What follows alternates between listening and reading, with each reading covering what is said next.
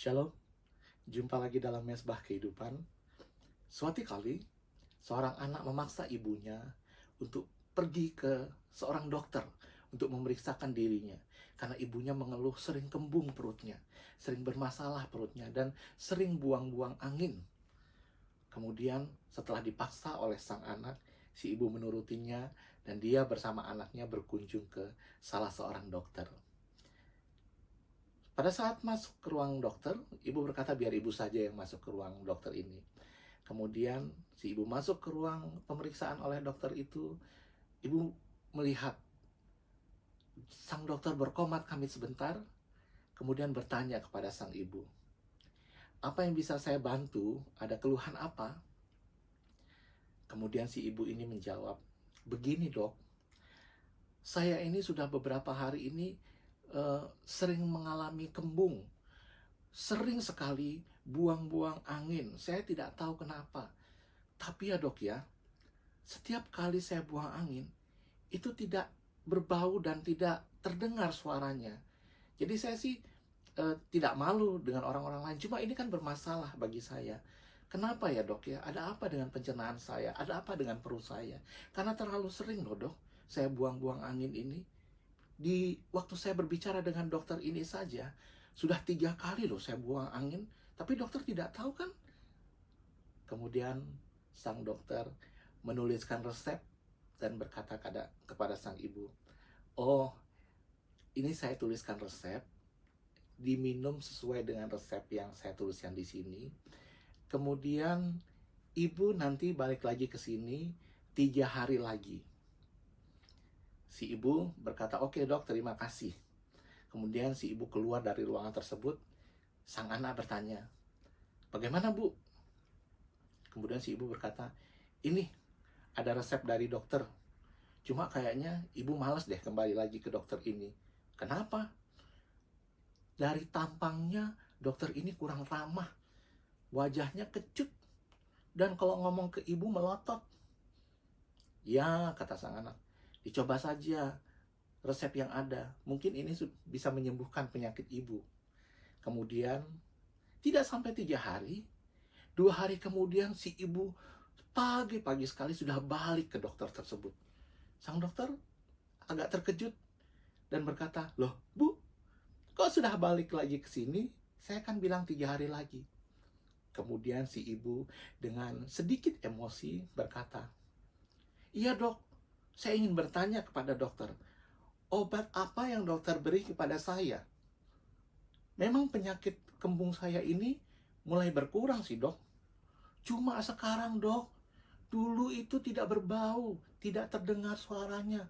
Sekarang baunya dok, busuk sekali," kata sang ibu. Kemudian si ibu ini mengeluh, "Apa sih dokter yang obat apa sih yang dokter kasih kepada saya?" Kemudian si dokter berkata dengan sambil tersenyum seperti ini, "Berarti obat yang saya berikan sudah bekerja dengan baik bu.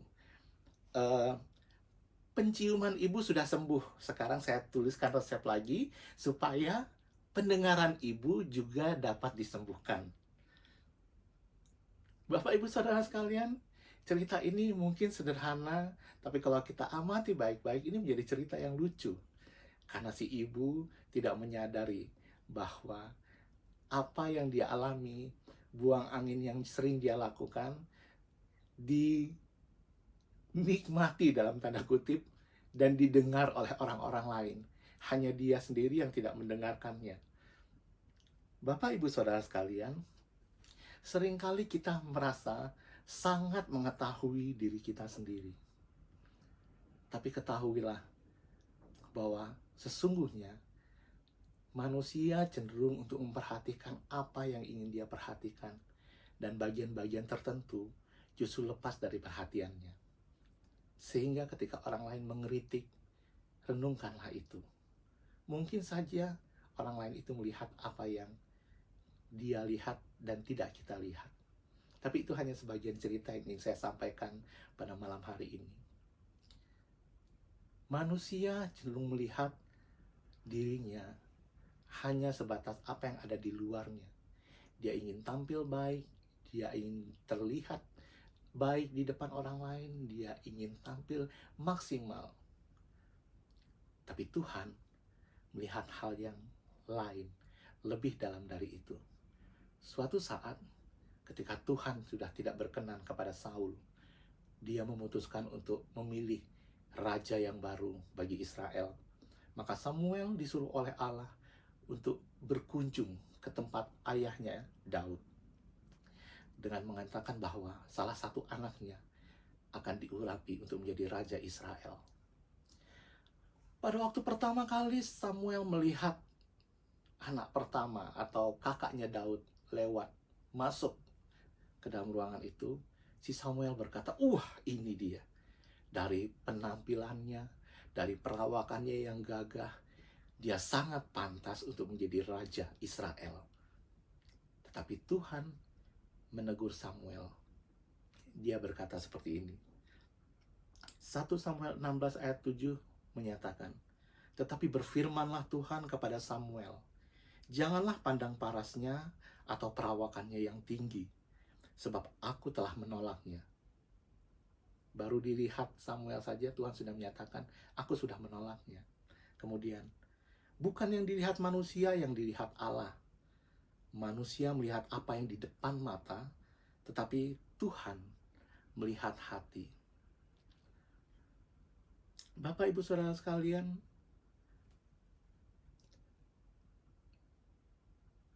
manusia cenderung untuk melihat apa yang terkesan oleh dirinya. Dilihat oleh matanya, dicium oleh penciumannya, didengar oleh pendengarannya, dan sebagainya.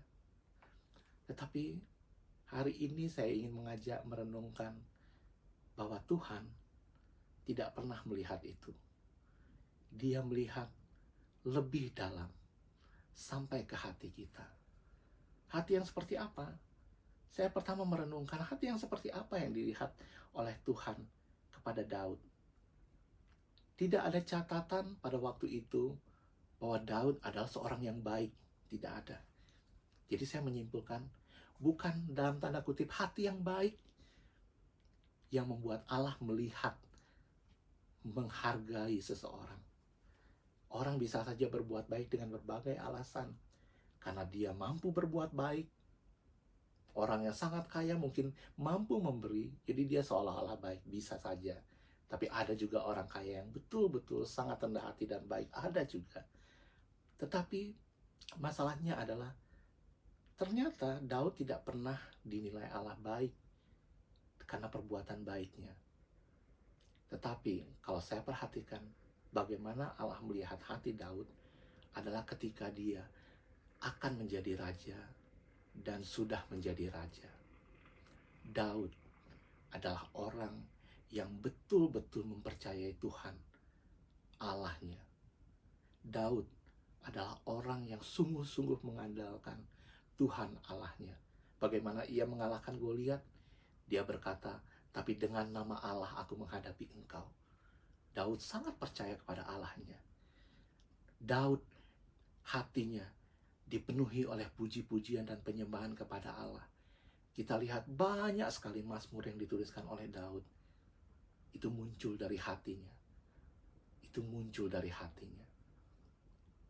Jadi, Allah yang melihat lebih dalam dari kulit kita. Allah melihat lebih dalam dari perbuatan-perbuatan baik kita. Allah melihat lebih dalam dari kecantikan kita, kegantengan kita. Allah melihat hati kita. Sekarang kita merenungkan bagaimana hati kita di hadapan Allah. Apakah hati kita adalah hati seorang yang sungguh-sungguh mempercayai bahwa Allah berkuasa dan sanggup memberikan pertolongan? Apakah kita sungguh-sungguh punya hati yang mempercayai walaupun kita dalam mengalami masa-masa sulit, tapi Dia Allah yang tidak pernah meninggalkan? Apakah kita mempercayai bahwa Allah yang kita sembah adalah Allah yang layak untuk dipuji, layak untuk disembah? apakah di dalam hati kita penuh dengan pujian dan penyembahan kepada Dia. Mulai hari ini, mulai malam ini, pujilah Dia dan agungkanlah Dia dengan segala kekagumanmu dari dalam hatimu. Karena Allah melihat hatimu lebih daripada fisikmu, lebih daripada mungkin kebaikan yang engkau lakukan setiap hari. Tuhan Yesus memberkati.